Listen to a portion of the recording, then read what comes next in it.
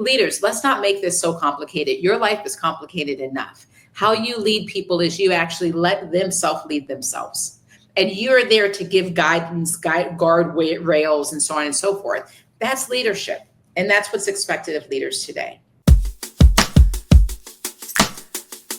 So thank you, Stephanie, for joining me. The first thing I have to ask is, baggage handler, ground staff at Piedmont Airlines, which I didn't know of, and it's later U.S. Airways, yeah. And becoming president of JetSuite and tons of other roles.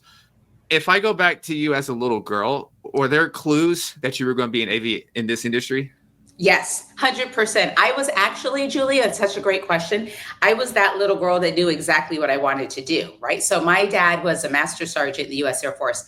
So I grew up hearing planes take off and land my entire life since day one of my life. So because I always lived on active Air Force bases. So I knew early on that I wanted to be in aviation. Like I just fell in love with it. And we traveled so much because every 2 years we'd have to move to a different base.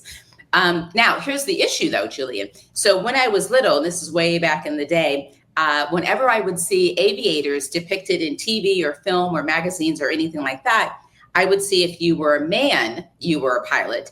And if you were a woman, you were a flight attendant. And so that was the first thing. The second thing is none of those pictures ever looked like me.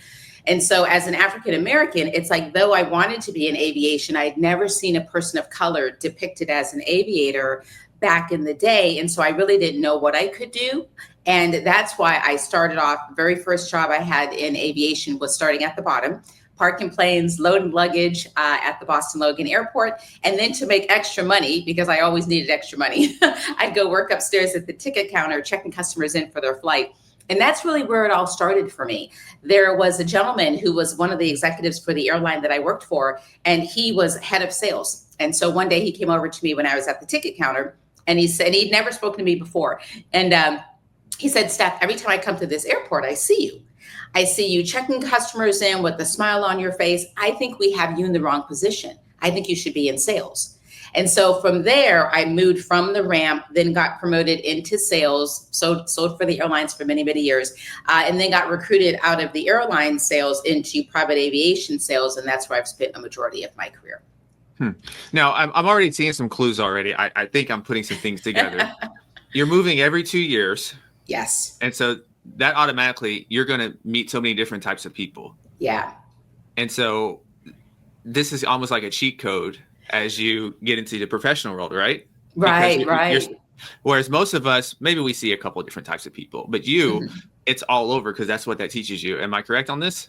That you are so spot on. And that is, I believe, one of the reasons why I, was inspired to write the book, right? Because as a little girl, I always was the new kid. I am a professional new kid, even as an adult, right? And what that means is I was always the new kid in school. I had to adjust to the new neighborhood, the new school, the new teacher, so I'm very good with adaptability. Because I had to. If I didn't adjust and didn't pick up other people's communication styles and what really made them, tick, if you will, I'd be a little kid with no friends. And so even as a child, I had to learn how to interact with people who weren't like me.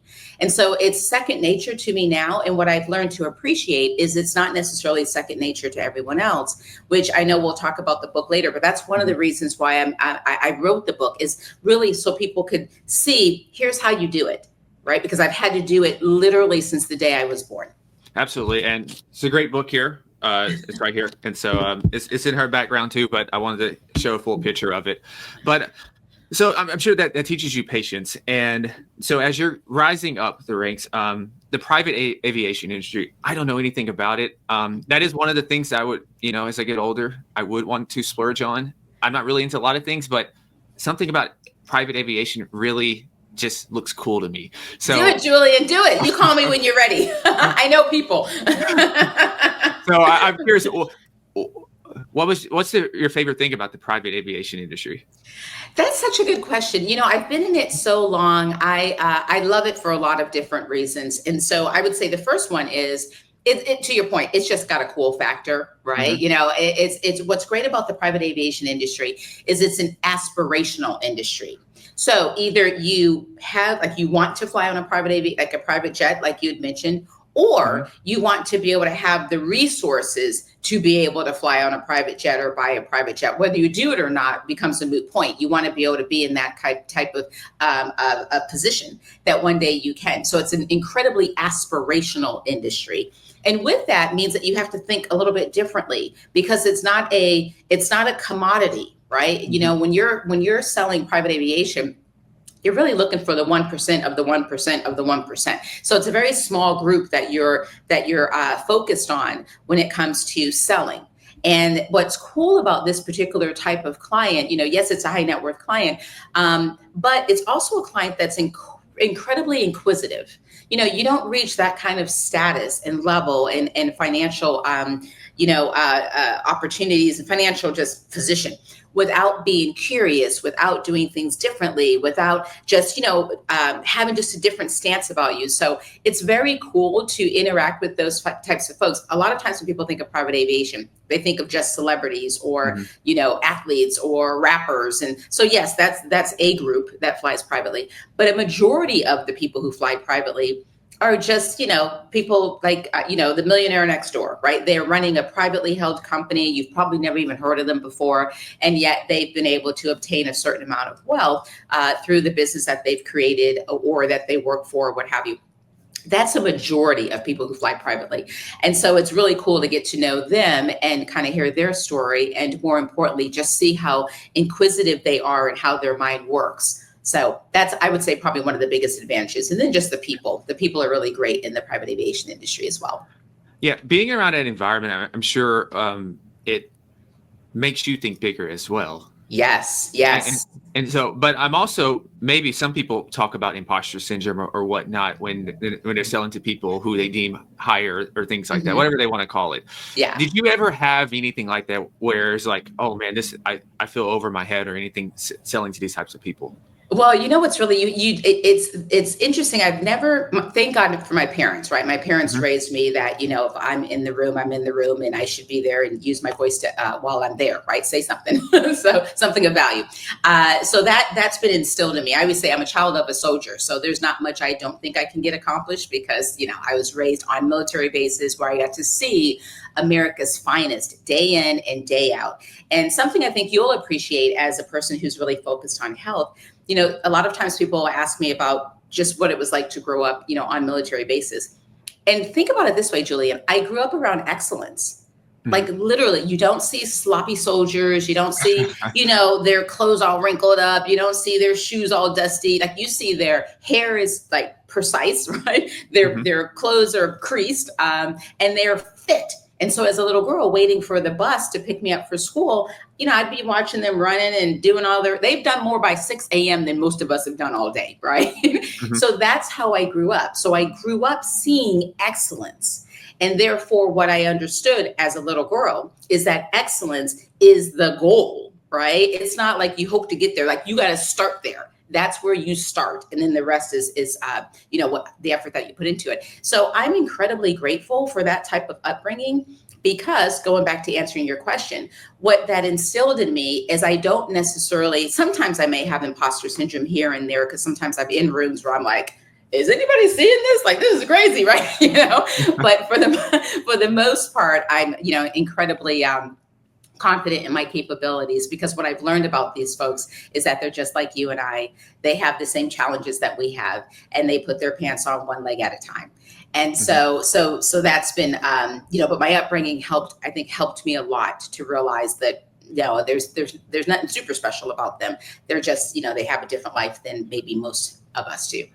Yeah, I like to think that they just made different sacrifices, different choices and decisions, and that's pretty much it. I'll tell you this funny story. When I first got into private aviation, and probably one of my very first clients that I ever signed, and he kind of took me in. He was just like such a great gentleman, and he would invite me to his parties. Like he ran a lot of different companies. And so whenever he would have parties for his direct reports, his team that makes it all work, makes his empire work, he would invite me and my husband and just, really a kind man. So I got to know a lot of his folks that worked for him. And I'll never forget one day I was there. So we had this party at this particular house, his house in Palm. He had a lot of houses, but this particular party was in Palm Beach. And so I'm in the house and saying hi to all of his inner circle, right? And I'll never forget there was this woman there, and she ran all of his estates. And so I ended up meeting her some kind of way. I met her. She was in the kitchen, kind of making sure everything was working correctly. She was in command of the whole place, right? And I remember instead of being with all the inner circle, I was in the kitchen with her because I found her so fascinating. And she was a woman. She was a Black woman that spoke 7 different languages, just highly educated and with life experience, beyond just book education. And she just held herself with such grace. And she was just running like an orchestra back there, right? And I loved hanging out with her and hearing her story, where she was born, where she lived, all the countries she lived in, and just blah, blah, blah, blah, blah. And so I tell that story because he himself was fascinating, but who he surrounded himself with was also equally as fascinating. And so it wasn't just, it's just him. What I find is a lot of times those particular folks at that type of level, it's they have their inner circle, which I was a part of his inner circle. They're the ones that help them make make their decisions faster, right? That's their inner circle. Who do I call about my finances, about my jet, about my medical, that's the inner circle. One call, they handle it.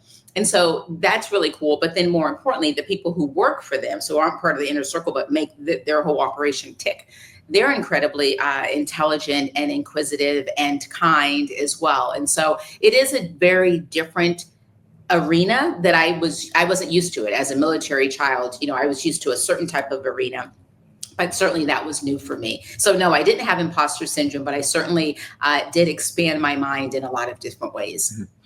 7 languages. I got to catch up with her. I mean, oh my goodness. I know, right? Yeah, I'm working on 2 right now, but I got to catch up. But it's always good to have somebody else that's even more to keep you striving. But that's right. Goodness, 7 languages. I know. So I looked at one of your Instagram posts. And you talked about being a trailblazer, and so I'm curious: are you born an innate trailblazer, or can you develop into one no matter your age or where you are in life right now?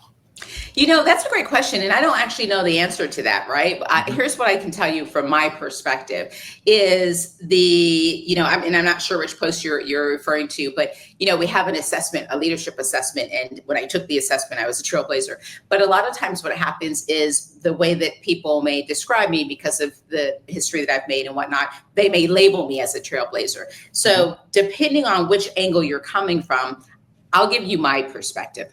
My perspective is really simple, that, the where I'm at in life and kind of the life that I was purposed to lead, if you will, it fits my personality. And so I personally believe that, whatever it is that you're calling, your gift, your talent, a lot of it you can start to see when you were little and how you were, growing up and the different things, the good and the bad that were happening to you, kind of gets you in position for when you get to whatever that position is at every stage of your life. You can look back on things that you learned throughout life that will help you with where you are at right now. And so for me, when I think of the word trailblazer, it's typically, I'm not afraid to try it. I'm going to push through. I'm going to make it happen some kind of way, right? If I'm committed and passionate about it. And so when I look at my upbringing, moving every 2 years, always having to be the new kid, always having to figure it out, that then lends itself to what I naturally do now,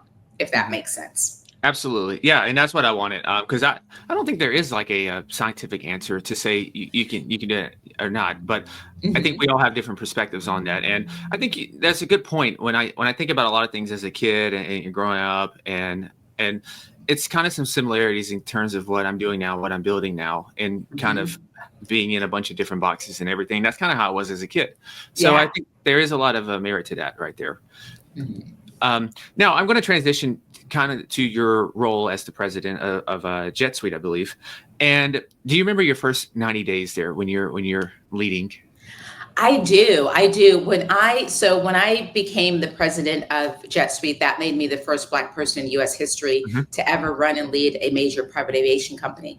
So it was a big deal for the industry. It was a big deal, of course, for me. It was certainly a big deal for people who look like me, right? Because it'd never been done before. And so my first 90 days was just trying to understand, because we were trying to take the business from a commodity to more of a luxury product. And so what I did there, and what I typically do the first 90 days, anywhere, any company that I work for, is to sit back, listen, and learn. Right. Because at the beginning of the day, the worst thing, and I've had bosses like this, when they come in and start, telling everybody how to do stuff, and they don't even know where the bathroom's at this point, it just becomes irritating. Right. And so my particular stance, whenever I take over a new team or division or company or what have you, is I will always spend the first day, I always meet with my direct reports and I set the stage, and I will basically say the same thing every single time, which is, on this team, we are going to be each other's keeper, and we're going to either all win together or we're going to all lose together, but it's our choice. Right. And so I set the stage so everybody realizes that, no, we're a team here. I don't know what was going on before I got here, but from this point on, we're going to have each other's back. We're going to, care about each other, and we're going to work together to get the job done. Now, that's one part of the speech. The other part of the speech is to tell them a little bit about myself, because, it's important that they understand my particular leadership style. And why that's important is, for an example, I may say something like, once I go through, they already know my credentials and bio and whatnot. But what they may not know about me is my personal life, right? So, I'm married to the same man for 37 years. We have one child, she's 35. My husband's Japanese, which is why the Black lady has an Asian last name, right? So I get all that stuff out the way, because usually people are wondering, like, how did she get the last name Chung? So, but they don't want to ask, right? So I get all that out the way. And then I'll say things like, I do believe in you being able to have work-life integration. I personally don't work over the weekend unless it's a really, pressing issue. But I may look at emails over the weekend just because it fits in my schedule. I may respond to an email that you sent me over the weekend. I don't expect you to respond to me over the weekend, right? So I'm integrating my work in my life. And so, I may do things that doesn't mean you have to fit that same schedule. You fit the schedule that works for you so that I can make sure that you're able to be productive and I can get the best result out of you. But it doesn't mean you have to mirror my schedule, right? Mm-hmm. So there's things like that I may do at the beginning just to let everybody know kind of how this team is going to run under my leadership. And then, of course, I'll sit back and have them, ask me any question. I always say, you can ask me any question except for how much do I weigh, right? And then I'll answer anything. But why that's important is, at least they have it. I want them to understand me, my head, my heart, everything. And then from there, I'm now going to sit back and listen and pay attention. I'm not going to make any major moves, especially when it comes to people, because I need the time to be able to watch and see and observe for myself. Usually when you come into a company, the executive, the CEO, the board, whatever your role is, they've already given you a good understanding of how they see it. But as a leader, I need to see it for myself. And so I'm not going to make any major people moves at the beginning. But what I can do is pay attention to process, because, my focus is, how do I streamline the process so that our folks can be more productive, so we can get a better result? That I can pay attention to right away, and I can make moves right away with that, right? But I always want to honor the people that work there and really give enough time so that I'm not making any hasty decisions, because any decision I make about the people will be life-changing for them. And so I want to be able to be quite sure before I make those kind of decisions. Mm-hmm. Man, I love that answer, the thoroughness of that answer. I actually took a lot from that, thinking for myself. I'm curious, transitioning from a commodity to a luxury product. I know there's tactical things involved in that, but I'm sure there's also more of a mental shift and almost like an invisible influences in terms of like shifting to that, because I look at different luxury products myself, and kind of like you said, there's a bit aspirational in there. So how do you make that transition? And sorry. Go ahead. Nope. You can finish your second part of your question. Yeah, and because you know you're the market's expecting one thing, and then now you're shifting over to something completely different. Yeah. So thank you for the question. And and I've had to do this a few times for a few different companies that I've worked for. Here's what I will tell you. It's not about the product necessarily. That's a piece of it. But usually the biggest lift and the heaviest lift is the mindset of the people. And so that's where you've got to get them to shift. And so let's think of it this way. If you go into a Louis Vuitton store, right? It's one of their boutique stores. You go in there, you're expecting a certain level of service. You're expecting that person who works there to understand the product, the ins and outs of the product, how it was made, when it was made, what's the stitching, what's the material. Like, you expect a lot from them to know, because they only have to know that one product, right? You just know Louis Vuitton. You're just a Louis Vuitton store. If you go into a Neiman Marcus or a Nordstrom or any of the big, bigger stores, and you go into the Louis Vuitton section, right? Mm-hmm. That employee may not know as much, even though it's still, they are selling Louis Vuitton, but they're probably selling a bunch of other stuff too, right? So you don't expect the same level of service, even though it's the same product, right? So, and what's the difference there? Well, the product's the same, so that's not different. What's different is the mindset of the people, right? What's different is how much training does the person who only works for Louis Vuitton, how much training are they getting from Louis Vuitton corporate, right? Versus the person who works at Neiman Marcus is probably not getting trained from Louis Vuitton corporate. They're getting trained from corporate, right? And then, there's some Louis Vuitton stuff sprinkled in the middle of it. So it's a very different mentality. So when you're looking at any type of product and you're trying to take it from one position to another, you're really spending a lot of time with your folks' mentality first. And you've got to be honest too. Some people shouldn't work at Louis Vuitton, the boutique store, right? If you used to work at Payless and now we just hired you for Louis Vuitton, there's going to be a mentality difference. Doesn't mean good or bad, better or worse. It just means different. And so You've got to get the mentality to where you need it to be, especially if you're selling a luxury product or a high-end product, right? There has to be a mindset that matches that. And I'll give you an example, Julian. I explained the type of client who flies privately, very inquisitive, very smart, very educated, obviously. That means that whoever is working with them and selling to them, you have to be able to carry a conversation about stuff that matters, right? So one of the things that I used to do when interviewing folks is one of my favorite questions is to ask, tell me about the 5 people. If you could have a dinner party and you could invite anybody you want in the world, dead or alive, and you can invite, 5 people, who would you pick and why? So the reason why that question is important is it tells me a lot about you. I can't ask certain questions legally that I really want to know, right? So I can't ask those questions, but I can find out the same answer by asking, different questions, right? That's one of my favorite questions is, if you had a dinner party and could invite 5 people, dead or alive, who would you invite and why? Now, if the person says to me, oh my gosh, I'd invite, Kim Kardashian and, Lindsay, Britney Spears and, who else? I don't even know who's new these days, Justin Bieber. If they're saying stuff like that, nothing wrong with that. But what that tells me is, okay, they're really into pop culture, social, that's one thing. If they said, well, I would invite, Martin Luther King because blah, blah, blah, blah, blah, blah, blah. If I would invite, let's say I would invite Jesus, the Pope, and, Mother Teresa. Okay, well, they lean religiously, right? So all those things are helpful when I think about the client that they're going to serve. And so if the client they're going to serve is, more the influencer pop culture type of philosophy, then the Britney Spears, the, Kim Kardashian, the Justin Bieber philosophy could work. But knowing that's probably not the client that we're going to serve, then I don't need that person, because their capacity to have a conversation about what's going on in the financial markets, what's going on in, XYZ country, what's going on with the tariffs. They're not going to be able to have that conversation, right? There's a gap there. And so that's, for all your listeners, that's like my favorite question. That's an easy question for you to figure out, what am I actually working with? And then mirror that to the type of client that they're going to be in charge of serving. Man, I had to hold in a smile. I literally asked this question.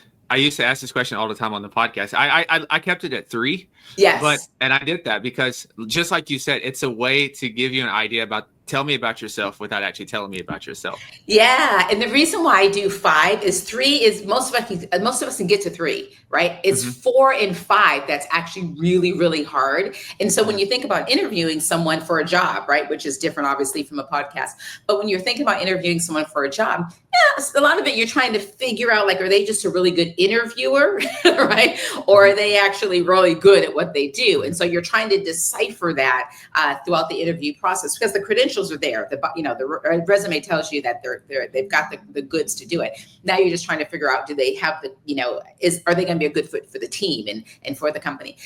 So 3 is easier. 5 is tough. So I really get their truth at 4 and 5, right? Because now they got to really think and stretch their head a little bit. And that's what I'm looking for. So so I love that you asked the question. And for a podcast, you should just stick it to 2 or 3. But 5 is if for those of you interviewing, do the 5, Now I'm curious. Can we please take a quick detour? What are your 3 to 5? I actually never tell. I don't tell. You know why?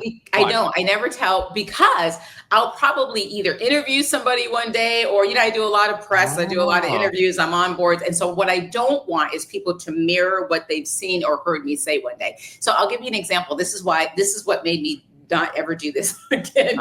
Is one day I was interviewing someone, asked the question, and the gentleman and I could tell he'd done a lot of research on me, because the answers that he was giving me were answers that somewhere along the line I had said. And it was driving me crazy, because I was thinking, this guy's lying. Like, I don't feel like he would invite this person. He probably doesn't know who this person is, right? But he's done his research, so kudos to him there.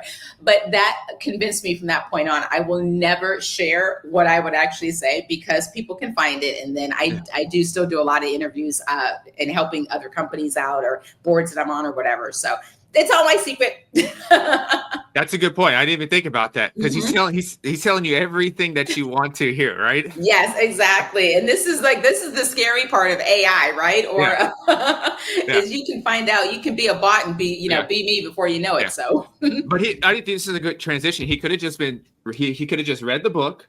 And this was before the book was out. Oh, okay, never mind. I was going to say that because one of the key aspects of this book is about listening. Yes, exactly. Listening's so important. Yeah. So speaking of the book, what got you? What inspired you to write the book? Yes, thank you for the question. So, it's interesting. So as a speaker, I spend a majority of my time speaking. I'm a keynote speaker, and so I'm usually on the stage. And my speakers bureau was the one who said, hey, listen, people are asking, does she have a book? So you should think about writing a book. And at the time, I wasn't just speaking. I was also a working executive. And so I didn't have time to write a book, truth be told. And so, I figured when my schedule got a little bit more conducive for me to be able to spend the time writing a book, then I'll do it. But for now, not something I was interested in. When my schedule started to free up and change and whatnot, then I decided, okay, if I'm going to write a book, what kind of book do I feel qualified to actually write? Right. So I went away by myself. I'd never done that before. I went away, literally went in the woods, right? And got off internet, no phones, no internet. I completely discharged from the world. And I just spent 5 days by myself. And my goal there was to be able to just think about the book and what would it look like and so on and so forth.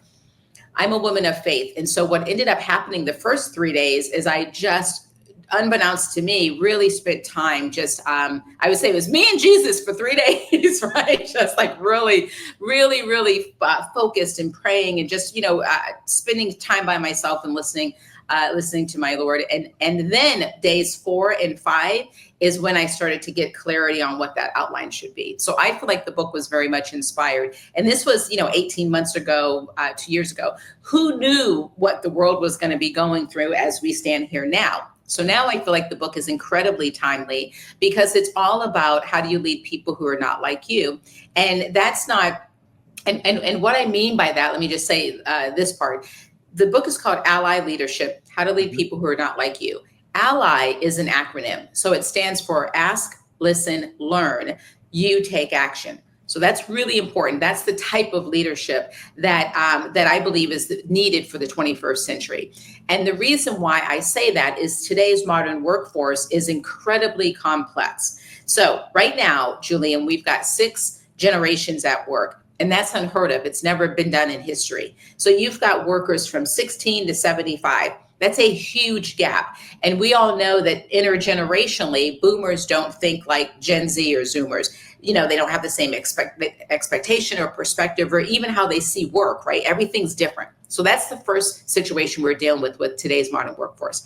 6 generations at work. Second situation is the fact that we've got women as the majority of the population.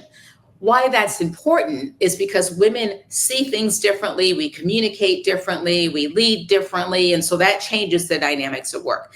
Then we've got all the ethnic demographics that are shifting and changing, and so all the ethnic races are growing, non-ethnic race shrinking, so that changes the dynamics of work. Then we've got people who are different able-bodied folks. We have people with different neurodiversities. We have the LGBTQ plus community. We've got a plethora of people who are not like each other, and they're not like you, the leader. And so the question becomes, how do you take all of societal changes and the workforce changes, and how do you still get all these folks who are so different, how do you still position them to win? And that's what this book is all about. Because what we talk about in society, listen, the whole world's global. With the push of a button, we can connect with anyone, anywhere, anytime, right? So the game has changed. And so as leaders, you cannot lead with the same playbook you were given. The time has changed and that playbook no longer applies. And so we talk a lot about all the benefits of having a team that is, soaked in differences, right? But so diverse teams, we don't have to have the conversation. They simply outperform traditional teams in every single statistic. Don't listen to me, Google it for yourself. Harvard has reports, Deloitte has reports, McKinsey has reports. The information is out there. Diverse teams are simply better than teams that look alike, think alike, communicate alike, and have the same exact background, okay? With that said, what we don't talk about is how do you lead all of these differences, right? So yes, diverse teams are better from a results perspective, but it's also very challenging from a leadership perspective. So how do you lead people who are not just not like you, but they're not like each other, and still get them to be able to produce a result? Well, the result is one less thing, but how do you still get the team to win, right? That's what the book is all about. And it goes, and so for me, it's a love letter to leaders, because I know how hard leadership is, especially these days. And so this isn't a book to beat anybody up. This is a book to say, listen, this is this is what worked for me. I came from a male dominated industry, and yet I was able to hit the highest level. And here's how I did it. And so the book is like, here's hopes that you'll find some tools in here that could be helpful for you as well. Mm-hmm. Yeah, one of the chapters I think it will be cool to expound on is well, you said your in-group should be a window, not a mirror. And I like yes. That. Yeah. So one of the things that I talk about, and you read the book, so you see I spend a lot of time on the brain part of it at the beginning, so that we can not have to have a conversation about my opinion or your opinion, but it's like, well, what is the brain like? The brain controls pretty much everything, right? So let's start there. What do we instinctively do and not do, and what things that we could help us and hurt us in this as we get to know more people that are not like us and lead people who are not like us. And so what you're referring to is the brain will naturally, so this is an instinct, it happens within nanoseconds, and it's not something that you're going to be able to change. So that's the bad news. But there's good news at the end of the story. So what happens is whenever the brain sees a face, it will automatically stick that face, that person, whether it's on a picture, in person, in a crowd, whatever, it's going to stick it into an in-group or out-group. In-group means you're like me. Out-group means you're not like me. And so, as you can imagine, that's a bias, and not all biases are bad, right? But that is a bias that could certainly become bad if you just let that instinct just take over, right?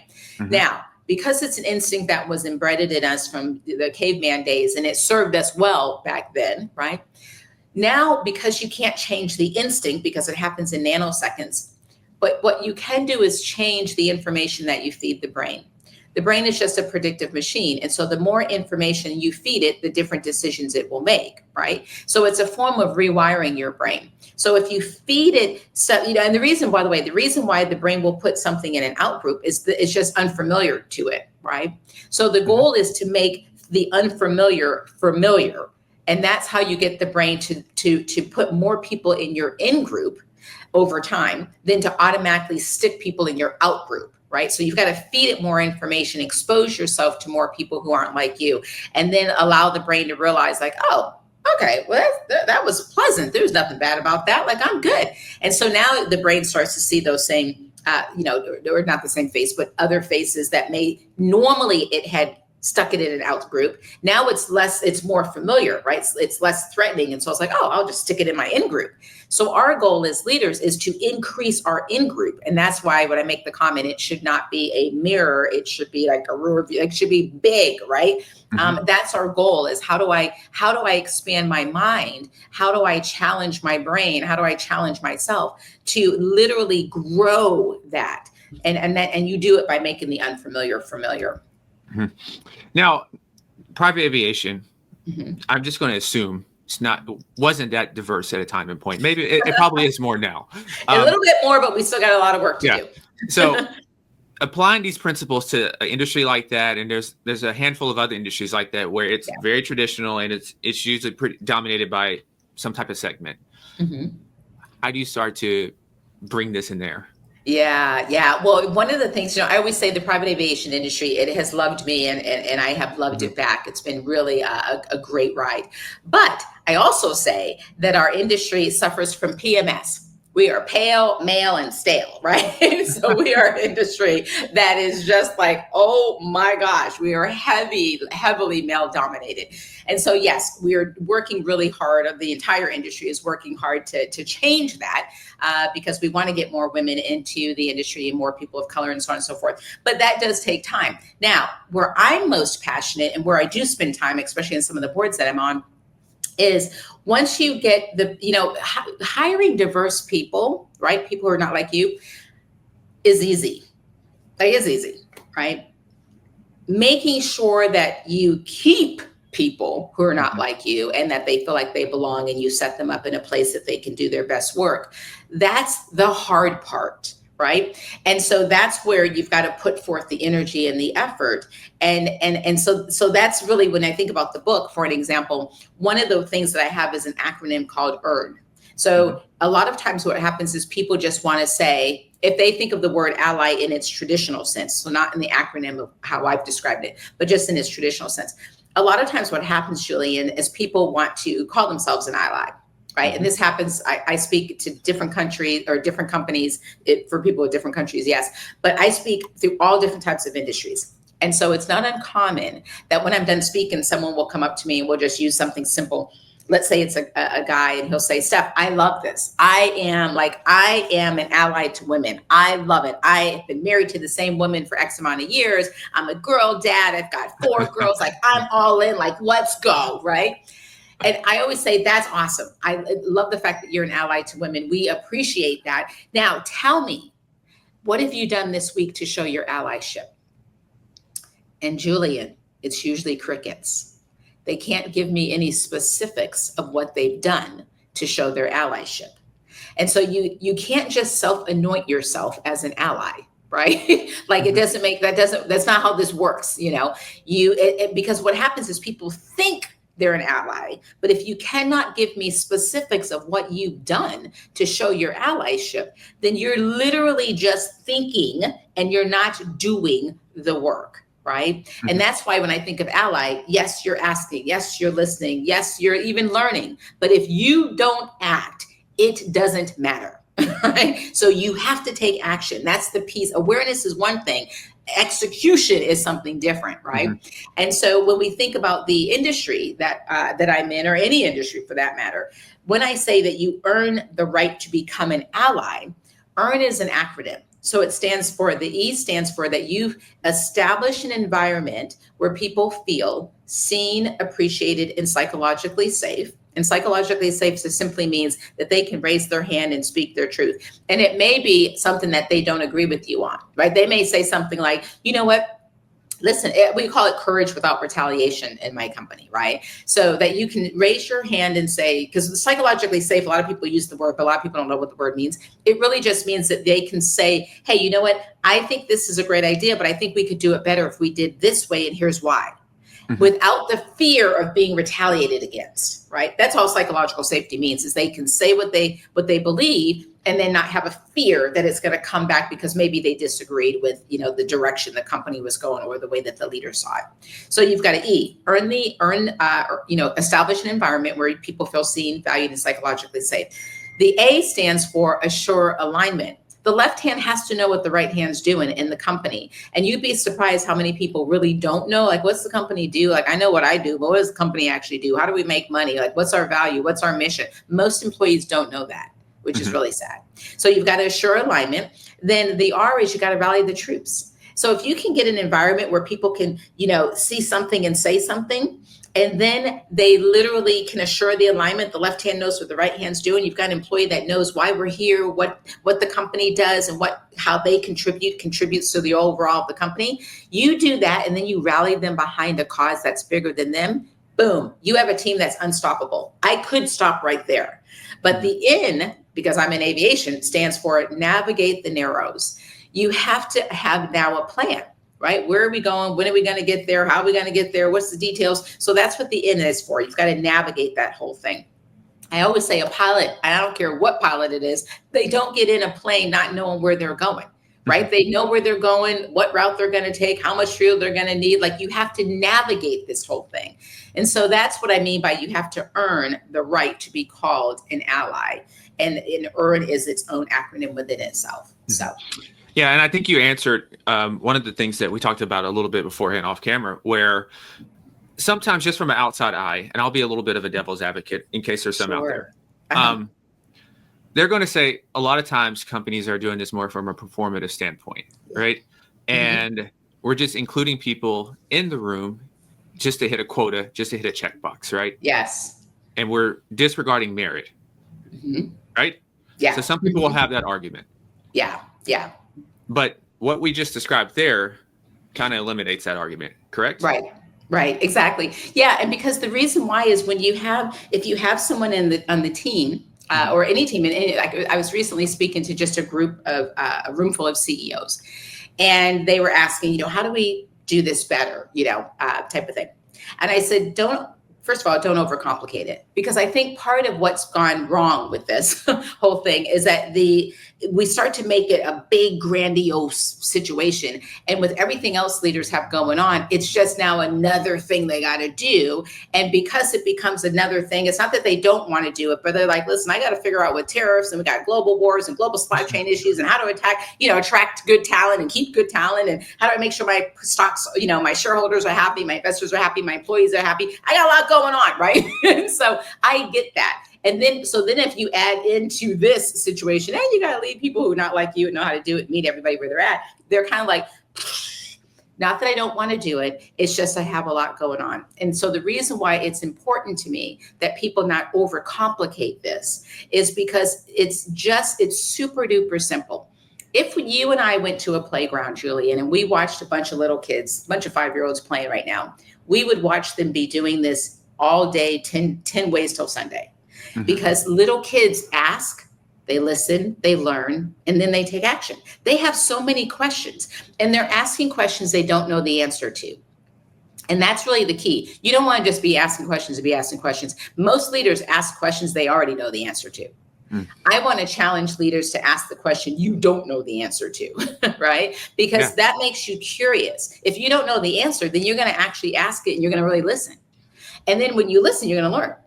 And then when you listen and learn, you're like, okay, now I have the ball's in my court now, right? We all do this if we're talking to somebody from, again, the world's global. So if we go to another country to do business, well, we don't know the culture there. The people may look exactly like us, and we still don't know the culture. So now we're asking questions that we don't know the answer to, and we're listening and we're learning. And so my challenge for leaders is, you know how to do this. You're a leader. Just do it all the time with the people you work with. Don't assume, right? Because the minute you come in and you assume you know the answers to this question or how they think or what they're thinking, then it becomes performative. right? It's not that complicated. One of the things I always like to share with leaders is, and I just recently did this, I've got to practice what I preach, right? So this is a part of my lifestyle.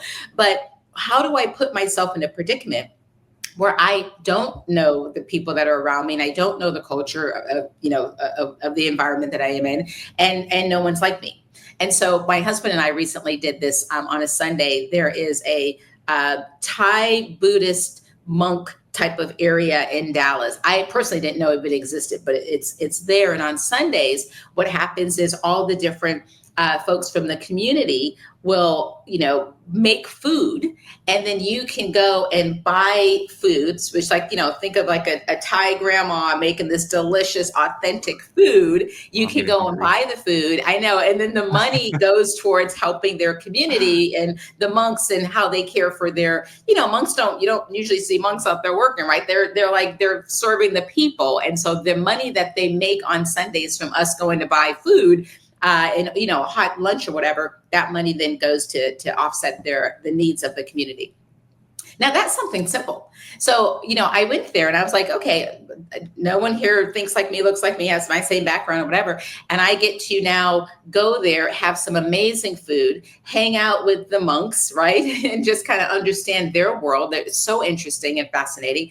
Be in their botanical gardens, go explore their temple. I've never been to a monk temple. What's the protocol? Take my shoes out, all this stuff. What it does is it helps me. I'm curious, right? So it helps me. I'm in an environment where I don't know this environment. So by default, I'm asking and I'm listening and I'm learning, and it's expanding my mind, and, and so I'm taking action and all those things.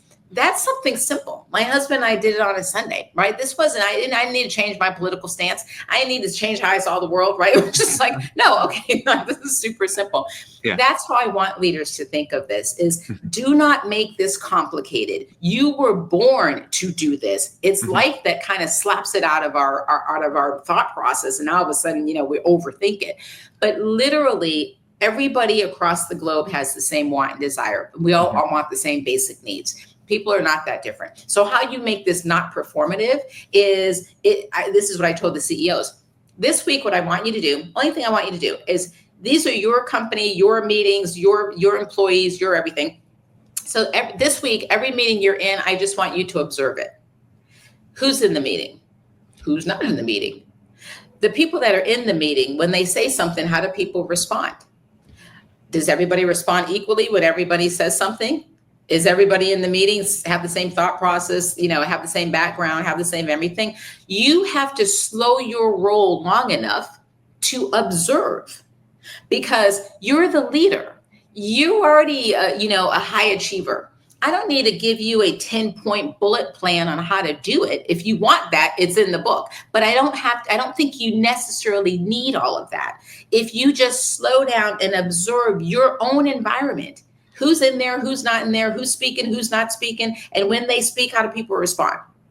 And once you see that, you're going to have that aha moment. I trust that you will. And now you can decide what kind of action you're going to take. You're the leader, right? And so it's not as complicated as we try to make it. But it first starts with the awareness. Kind of slow down and just look and pay attention for a second. And then from there, you'll come up with the strategy that will serve your company best, right? Or your department best, or your team best, or whatever. I have confidence in leaders, but I think what happens is we're running around like our hair's on fire because there's so much happening that they're not doing the basics any longer. Just stop and observe. And once you do that and you see something, now you have the right and the ability to do something about it, right? So. Yeah, one of my mentors recently told me, he's like, the hardest challenge for you now, Julian, is he's like, it's an all-time distraction era, right? And yes. He's like, you're just gonna have to focus. And can you actually focus and actually just pause for a second? That's right. He's like, that's the difference between your era and my era, is that the distractions are at an all-time high. Yes. So powerful. So well said. And you know what? Your era, and it's interesting because yes, you all, I say you all because I have a daughter around your age as well. So you were born to multitask, right? Like you guys got a million things going on, and you can multitask very well, actually. But what's interesting is even people that are older, like we're still in the era. So though we may not have been brought up with computers, right? We're still trying to learn it and figure it out. But you all, that's all you know. And so again, going back to all the different generations, each generation can help each generation in a good way, right? Right. But you're right, we're all dealing with just so many distractions. And so you have to be intentional about making sure that you kind of stop and figure out for yourself. There's no right or wrong answer here, but you have to figure out for yourself, how am I going to like put first things first? Because I can't have a gazillion things going on and still be effective, right? Somewhere along the line, I'm going to have to stop this train that's clearly slow. Like it's like watching a train accident in slow motion, right? We're all so incredibly busy. So how do you stop it long enough to make sure? And when we think about people, going back to leading people who are not like you, that's the job that we leaders have to do. It's no longer enough. People who are not like you are not going away. So first, let's have that reality check. And now what that means is you've got to figure out how to lead them. And leading doesn't mean shooting off, directions of do this and do that. That's not leading, right? But how are you going to get the best? Because the people are there. How do you get them now to work as one orchestration of brilliance and excellence for your company or your department that will get the best result? And how you're going to do it is take the cape off, right? You don't need to be the superhero in this process anymore. So your job, like one of the things that I used to do a lot when I was leading teams, especially sales teams, is one of the easiest ways that leaders can do this is show their own vulnerability. So if I've got a sales team and let's say the quota is, $1 billion this year, then I'm going to say to the team, okay, guys, listen, just had a meeting with the board. They're looking for a 20% increase this year. Listen, I know the market's down. I know there's a whole lot going on, but let's talk about it. And so I may throw a whiteboard up, have the whole team there and be like, okay, here's what's expected of us, guys. And I could really use your help on how we're going to get there. Now you let the team just rattle off all kind of stuff because they have ideas. They're the ones closest to the situation. And they're rattling ideas and you have somebody, put it on the whiteboard. No idea is a bad idea. What leaders typically do in that scenario is one, they don't say, I could use your help and how to get there. They don't show that vulnerability. So that's problem number one. Problem number two is when people start throwing out ideas, the leaders will start to shut the ideas down. Well, we're not gonna be able to do that because blah, blah, blah. And that's a good idea, but no, I'm not sure about that because blah, blah, blah, blah. Don't shut it down. There's no bad ideas. If you've asked for help, then let them just shoot their shot, right? So you write all the ideas down. Some you already know are not going to work, right? But that's not the time to shut it down. So you get, let's say you get 50 ideas out there, right? Then you can go, wow, guys, thank you so much. These ideas are actually really, really good. Clearly, we're not going to be able to do all of them this year. So I'd love for you all, I'd love to hear your thoughts on what are the top 5 things we can get done this year that will drive this kind of result. And now you let them hash it out, right? Because people are going to defend their idea and they have a good, healthy debate. By the way, that's psychological safety, right? They can shoot their shot. They can talk about why they think it's a good idea, not a good idea, stupid idea, whatever, right? Let them talk about it. Let them get to the 5. Man, you guys got to the 5. I loved the healthy debate. Thank you so much. This is how this team is going to win. Now, out of these 5, I love it. Let's go back and put some dates and deliverables to these. But I feel good about the fact that we're going to get this done. How about y'all? It's their ideas. Of course, they're going to feel good about it. It's their idea. They've narrowed it down. Y'all have put some dates and deliverables. And now it's just a matter of, slicing it up into bite-sized pieces for each of them. What's their number? What's their quota? What, their market share increase, et cetera. That's how you do this thing called leadership. And you don't, and I say take off the cape because what a lot of leaders do is say, okay, we got to get $1 billion in. Now let me figure out how we're going to do this. And then they go close themselves in, behind closed doors and they come up with a plan, they come up with the strategy, and then they force feed it down everybody's throat, right? And so then the people are like, all right, well, this wasn't really my plan. And so if they don't hit the number, they can go back and go, well, I didn't think this was going to work anyway because, but I had no say in it. Leaders, let's not make this so complicated. Your life is complicated enough. How you lead people is you actually let them self-lead themselves. And you're there to give guidance, guard rails, and so on and so forth. That's leadership. And that's what's expected of leaders today. That's a beautiful way to put that part right there. And so I'm going to quickly transition to just aspects of you, the individual. I'm sure people have asked you a lot about the breast cancer and that thing. So I'm going to do a little different direction with that. I'm going to say, when you dealt with that while leading JetSuite, going through that, did that change your perspective on what success is and the overall meaning of life? Yeah. So when I was going through breast cancer, I actually wasn't with JetSuite, I was with Oh, another okay. company. I'm sorry. It's okay. That's okay. And but yes, to answer your question, cancer changes you, and it changes those around you, and it absolutely changes how you see the world. And I can say this now that I've been cancer free for let's see, since 20. I was diagnosed at 2008, cancer free by 2013. So however long that is, right? But what I will tell you is this. I now can say there's good reason, like there's good things that I always think everything happens for a reason. So I can look back now and think of some good things that actually came out of it that I wouldn't have noticed or even saw had I not had to been sidelined for however long it took me to go through the healing process. And one of the things that came out of that is to, yes, look at life differently. So the way that I used to lead before was incredibly intense, right? I always say I'm a child of a soldier. You get the mission done, right? Like that's no matter what happens, you complete the mission. That's how I was raised. And so that's how my leadership was as well. And if you can flow with that kind of rhythm, you and I get along great. If you were not flowing in that, then it was probably a very intense place for you to work because of my intensity of you got to get the mission completed, right? You got to get the number in. I don't care what's going on around the world out there. We still got to get this number in, right?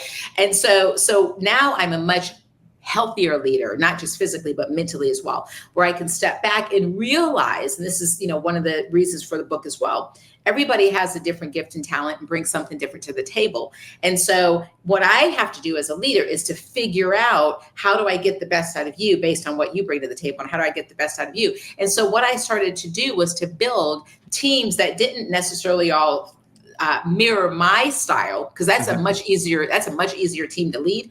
But I needed to now build out a team that was like a baseball team or a basketball team or a football team. Every position was needed and every position played its role. And that's how the team won. And that's really how I think of people that are not like me. Your talent is good. My talent may be one thing, but your talent is something that's going to complement my talent, right? And so even when I'm hiring and I'm asking those questions about, your favorite dinner party and all that stuff, I'm hiring for the position of the team. So let's just keep it simple. Yes, it's a sales team, right? I'm not just hiring for who can hit the number and who's had a track record of hitting the number. That's a part of it.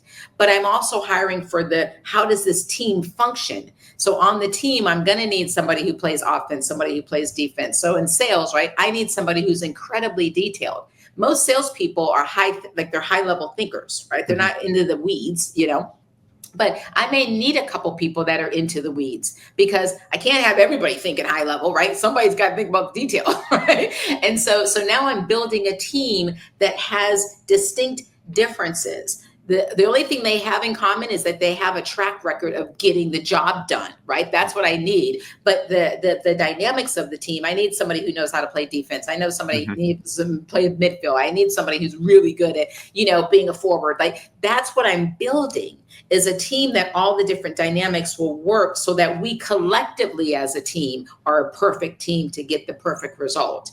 That's not how I used to be prior to the cancer. Prior to the cancer, it's just, I just want people who are like driven, high energy, let's go, competitive. Like, I want that person. And so you have a team of people who are constantly like, phew, running like this. But the truth of the matter is, I need teams of people who run like this. I need teams of people who actually function like this. And I need also the teams of people who actually go like this, right? So that's what's needed in the team, because each season is going to dictate certain things. And when people who run like this, when they get tired, they drop like this. Right. That's why I need the people who are, when they're dropping, that's okay. The steady eddies are still there. Right. And the steady eddies, if they have a dip, that's okay. Because the ones who have a dip, it's all working. It's an orchestrated event. Right. And so anyways, that's what cancer taught me, is people who are just like me. Yeah, it's easier for me by all means, but it's actually not necessarily better for the organization. Absolutely. And I learned that through learning how to appreciate life, and learning how to appreciate that everybody's got a different talent, different gift, different calling, and a different way that they get to the same place. Hey, you mentioned your family earlier, 37 years with your husband, I believe. Congrats on that. 35-year-old daughter, and you have the picture up on your website as well. I'm curious because a lot of times, whether you're an entrepreneur or you're just a go-getter, a lot of times, sometimes personal life suffers. Yeah. For a lot of people, I've noticed. How do you make it work? Yes, yes. Well, I didn't always have this down to a science, but thank God I learned early on from just somebody who was older and wiser as I was coming up through my career. And so I'll give advice for people who have maybe small kids, especially if you travel a lot or you're in a season where you're just super busy. So whenever I was away, my daughter's name is Brittany. My husband and I early on made a decision, we're going to have her, active in sports and things of that nature. And we also made a decision early on that we will always be at every one of her events. So there are times I may have been someplace else. I fly in to watch a soccer game. I'm there cheering, rooting, game's over. I'm back on a plane to get back to where I was. You know what I mean? So all that, but I can tell you, as active as we had her between soccer, dance, and cheerleading, I only missed one event out of her entire childhood. And that's because the plane canceled and I just couldn't get back. Other than that, I made sure that I was always at every single event. And so same with my husband. He was always there. Now, that's the first thing. Second thing is, so it's a commitment. You've got to just figure it out, right? The second piece is whenever I was away, if I was traveling overnight, I would bring her a gift back for every night that I was gone. Because and I think especially mothers, we all know when you're trying to travel and the kids are little and they're like hanging on to your pants as you're dragging yourself out and they're crying, when are you coming back? And all that stuff. So it becomes a very traumatic type of situation every time you got to take a business trip. And so I was like, how do we fix this and change this? It's traumatic for her, it's traumatic for me. My husband's left up trying to clean this whole thing up when I walk out the door. So how do we fix it? And someone taught me this, and I tell this to leaders as well who have small children. Go to the dollar store. I mean, especially when they're little, they don't know the price of what things are. Go to the dollar store and just load up on a bunch of stuff, right? And wrap them all up, because it's really about the unwrapping that kids get excited about. They don't really care about what's in the middle. So go to the dollar store, wrap up these dollar gifts, and so have them on hand. Or when you're out and about, just buy some at a gift store or whatever. And so what I would do is whenever I was away, Brittany and I and my husband would put on a calendar, okay, mom is going to be gone for these 2 nights. So I'm leaving this day and I'll be back on this day. So she can see the calendar. Every day she looks up, okay, mommy's coming back tomorrow, right? And then she knew when I came home, I would have a gift for every night that I was gone. And together we're going to open that gift. And then together we're going to play together with that gift. So now I've shifted her focus. Her focus isn't about when I'm gone. Her focus is how many gifts she's getting when I get back, right? And she's going to spend time with me playing anyway. That is the most inexpensive, most rewarding. It's great for me because I can get home and play with her, because I've missed her for 2 days. She's excited because she's like, I got 2 gifts, right? And so everybody wins. That's an easy way to do it. And all you're trying to do is pivot their focus. And when you do that, she could care less how many. She'd be glad if I was gone for 5 nights, right? Because now she's getting 5 gifts when I get back versus, oh my God, she's gone for, 5 nights. So there's just a way to shift their focus. That was something I did when she was little. And it paid dividends. Now, as she got older, she could care less when I was coming back, right? She hits those teenage years, right? She's probably hoping I never come back, but because now the rules and all that stuff is happening. But and she's much more, she now gets she understands the quality of a gift, and so I can't get away with the dollar store stuff anymore. So you start changing the strategy as they get a little bit older. But use that for any of your listeners. I guarantee you, it's going to make getting out that door much easier because they're going to be like, I'll see you in 2 days with my 2 gifts versus hanging on to your pants as you're dragging, trying to drag them out and they're crying and screaming and whatnot. So. Absolutely. And the last question here is, I think it'll be a fun one. It's, so I believe in the book, you talked about living in Florida. All of a sudden you're touching down in Dallas. The heat is killing you. The heat is killing you, but you're in Dallas now. So I'm assuming that you are acclimated to the heat. It's summertime now. And so what's your favorite thing about Dallas? It's summertime, always in Dallas. This is a hot place. Yeah. But for me, you're right. I love hot weather. So this works out for me. My favorite thing about Dallas is, and one of the reasons why I still live in Dallas, and to your point, in the book, I talk about, coming to Dallas, being forced to come to Dallas, and I wasn't too happy about it. But I love the fact I travel a ton. And so what's important to me is being able to get nonstop anywhere. And that's what Dallas allows me to do, especially coming from aviation, right? So airports and aviation space is really important to me. So Dallas has a great DFW airport. It's one of the busiest airports. It's a great airport. I get in and out of it. And it also has Dallas love. And so there is nowhere on the planet, I shouldn't say nowhere, but I'd be hard pressed to find anywhere I can't get to nonstop leaving from Dallas. So that's my biggest plus for Dallas. Plus Dallas, it's a lot of people that live in Dallas aren't from Dallas because there's 32 Fortune 500 companies based here in Dallas. So you've got an influx of people coming in from all different types of industries and different backgrounds and stuff. So it's a really cool city because everyone's from, different places, and it's a very educated city as well. So, you're able to hang out, go to the wine bar or whatever, and have really great conversation with people from all different types of backgrounds. So that's one of the other things I love about Dallas. Awesome. And the fact that there's no taxes. So yeah, I gotta love that, right? There's no state tax. It's a good, Tennessee's that as well, just in case anybody's hearing for Tennessee. And they want to put me on a board to promote Tennessee more. So just to put that tidbit out there. That's right. Exactly. But no, I've really enjoyed this conversation. Where can we, listeners and viewers, when this comes out, keep up with you at? Sure. So you can probably, the easiest way, stephaniechung.com will get you to anything that I'm doing. If you're on any of the social media channels, my tag sign is at the Stephanie Chung. I would love to hook up with your listeners and followers. And you can, it's a wild ride. So let me be your ally in leadership. Yeah. I'm thrilled about helping and supporting leaders however I can. And I will say you can do a simple Google search and you will be lost for days. As I was doing a little prepping for this, it's tons of information out there, so you're not going to miss her. Thank you for that. That's true. This has been super fun. Thank you for having me, Julian. I appreciate that. And listeners out there, stay awesome, be limitless, and as always, optimize today so you can lead tomorrow. Peace.